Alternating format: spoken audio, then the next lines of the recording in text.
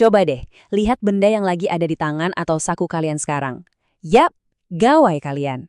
Hari ini kita bakal ngobrolin gimana caranya kita bisa pakai benda ini dengan lebih bijak, biar hidup kita lebih seimbang. Yuk kita mulai.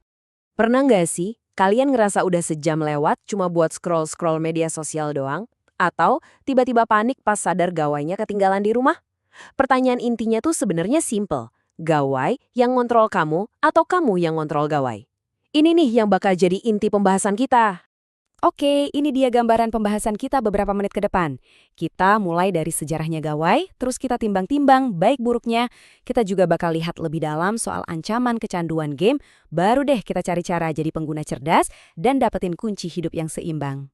Oke, pertama-tama, yuk kita coba flashback sedikit dan lihat gimana perjalanan gawai ini dari alat komunikasi yang simple banget sampai jadi pusat kehidupan digital kita sekarang. Mungkin ada yang masih ingat pager atau Walkman ya An? Rasanya kayak baru kemarin. Tapi lihat deh seberapa cepat perubahannya.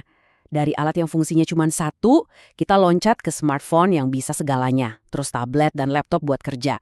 Sampai sekarang semuanya nyambung lewat Internet of Things. Luar biasa banget kan cepatnya? Dan semua itu ada di genggaman kita. Oke, dengan kekuatan sebesar ini di tangan kita, pastinya ada dua sisi, kayak mata uang gitu. Yuk kita lihat gimana gawai ini bisa jadi teman baik, tapi juga bisa jadi musuh dalam selimut. Nah, yang menarik di sini tuh kontrasnya kelihatan banget.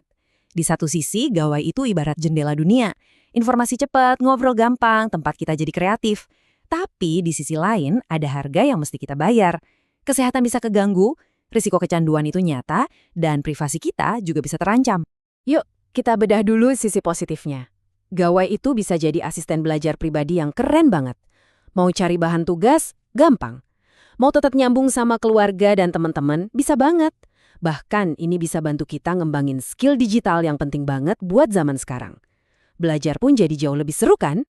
Sekarang kita masuk ke sisi gelapnya nih. Secara fisik, mata jadi capek, leher pegel, pola tidur juga jadi berantakan. Terus secara mental, notifikasi yang muncul terus-terusan itu bikin kita jadi susah fokus.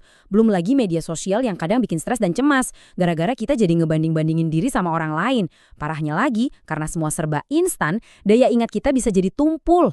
Sekarang kita bakal fokus ke salah satu resiko yang paling gede dari penggunaan gawai, yaitu ancaman kecanduan game online. Sebenarnya main game itu nggak selamanya jelek loh. Beberapa game malah bisa ngasah otak kita buat mikir strategis dan mecahin masalah.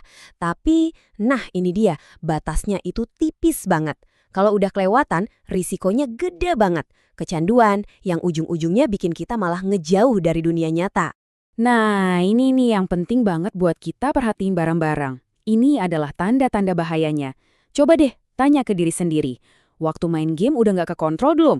Tugas-tugas mulai diabaikan nggak? Hobi yang lain jadi nggak seru lagi? Atau ngerasa gelisah banget kalau lagi nggak main? Kalau jawabannya iya, wah ini lampu kuning nih. Ini peringatan serius yang bisa ngaruh ke nilai dan hubungan kita sama orang lain. Oke, cukup ya ngomongin masalahnya. Sekarang bagian paling pentingnya, solusinya. Gimana caranya kita bisa ngambil alih kendali lagi dan jadi pengguna gawai yang cerdas? Ini dia nih resepnya, ada 6 langkah praktis. Mulai dari bikin jadwal penggunaan, prioritasin gawai buat belajar, dan coba deh fokus sama satu tugas saja. Jangan multitasking. Selain itu, jaga privasi kamu. Istirahatin mata pakai aturan 20-20-20. Jadi tiap 20 menit, lihat objek yang jauhnya sekitar 6 meter selama 20 detik. Dan yang paling penting, cari hobi di dunia nyata. Jadi setelah semua langkah tadi, kenapa sih ini semua penting banget? Yuk kita simpulkan apa sih kunci buat hidup yang seimbang itu. Jadi intinya tuh begini nih. Jadi pengguna gawai yang bijak itu bukan cuma soal ngurangin waktu di depan layar loh. Ini tuh investasi buat kesehatan kita, baik fisik maupun mental.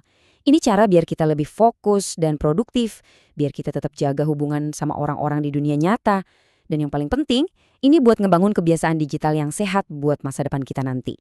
Kalau ada satu hal yang perlu banget diingat dari semua obrolan kita ini, ya inilah kalimatnya. Kunci buat memanfaatin teknologi sepenuhnya tanpa kita jadi budaknya itu ya kebijaksanaan. Kita yang pakai dia sebagai alat, bukan sebaliknya. Nah, pembahasan kita emang selesai di sini, tapi aksi nyata kalian baru aja dimulai. Jadi, aku tinggalin kalian dengan satu pertanyaan ini. Setelah dengerin semua ini, langkah bijak konkret apa sih yang bakal kalian ambil buat diri sendiri mulai hari ini juga?